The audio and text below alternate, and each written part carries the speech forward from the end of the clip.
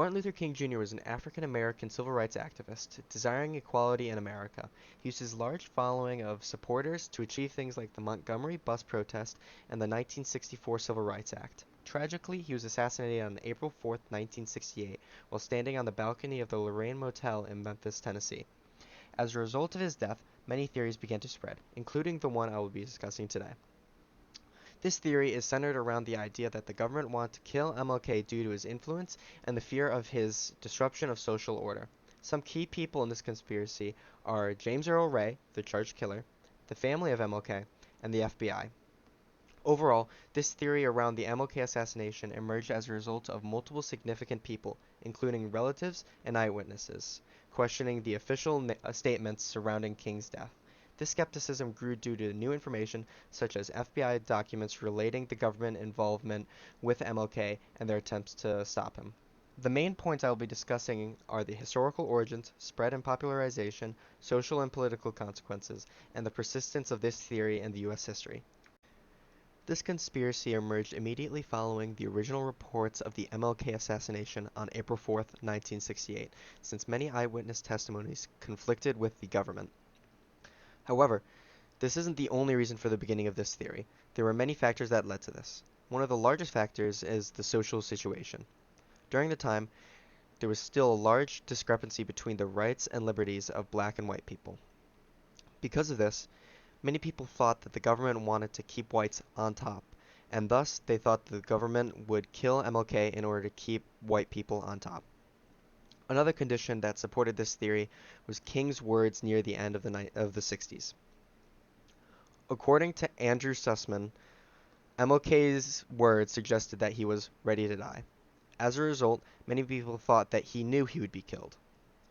Another factor that was the political landscape during the time. Due to the multiple other political assassinations theorized to be by the government, including JFK's, many people thought it was plausible that MLK could have been assassinated by the government. The people who initially spread the theory were eyewitnesses who said that they saw or heard a shot come from somewhere else, along with seeing someone else run from the crime scene, and they spread this theory throughout the media. The MLK conspiracy spread beyond its point of origin due to the publicity of the MLK family. After King was assassinated and the theory was spread, the MLK family came out and stated that, and this is a quote from the peer-reviewed source, The War Over King's Legacy, they believe James Earl Ray, King's convicted assassin, is innocent.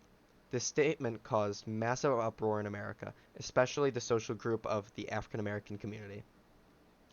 This community found the theory more convincing as they still remembered horrible treatment of African Americans by the U.S. government during segregation, allowing them to believe that the government would do something to stop African Americans from gaining more rights more easily. Additionally, in December of 1969, the public learned of a raid against the Black Panther leader Fred Hampton by the Chicago police that led to his death. This news of another civil rights activist killed by the government led many people, especially the African American community, to believe that the government would be capable of committing violence against MLK as well. Another reason this theory spread was due to the information about the FBI's investigation labeling MLK as a communist threat. All of these images are files written describing the government's perceived threat of MLK. Once this information came out, many people thought that this would be a possible reason for assassinating him. Some of the logical fallacies that helped to spread this theory that MLK was killed by the government was the bandwagon effect. Many people believed this theory just because the King family did. Another was post hoc ergo propter hoc. As many people believed, since MLK died and that the government thought that he could be a threat, they killed him because he was a threat. Finally, the appeal to emotion, as many people were discussing how the government is bad and therefore they did this. The theory that MLK was assassinated by the government led to many social and political consequences. One of the largest consequences was that of public opinion and the public's trust in the government itself. This theory became so widespread that the House Select Committee on Assassinations, or HSCA, was created in order to investigate the murder. In other words, this theory had such a large following that it led to the political consequence of a new committee being created by the government. Additionally, Public outcry led the government to release information about FBI activities relating to MLK, which, according to John Drabble, by 1971 the FBI was no longer the respected and honorable arm of justice that it once appeared to be. In other words, the social consequences of this theory was that there was much more public distrust in the government and the institutions overall. The final topic I will be discussing in my project about the conspiracy theory that MLK was assassinated by the United States government is this theory's persistence and legacy.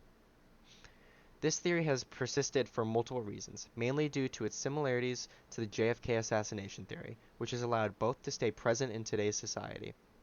However, this theory has resurfaced and become much stronger in the 21st century for many reasons, the most significant one being the discovery of this letter by journalist Gage B. in 2014, which led to a massive spike of people who thought if the government would try to blackmail King into killing himself, what stopped them from trying to do it themselves?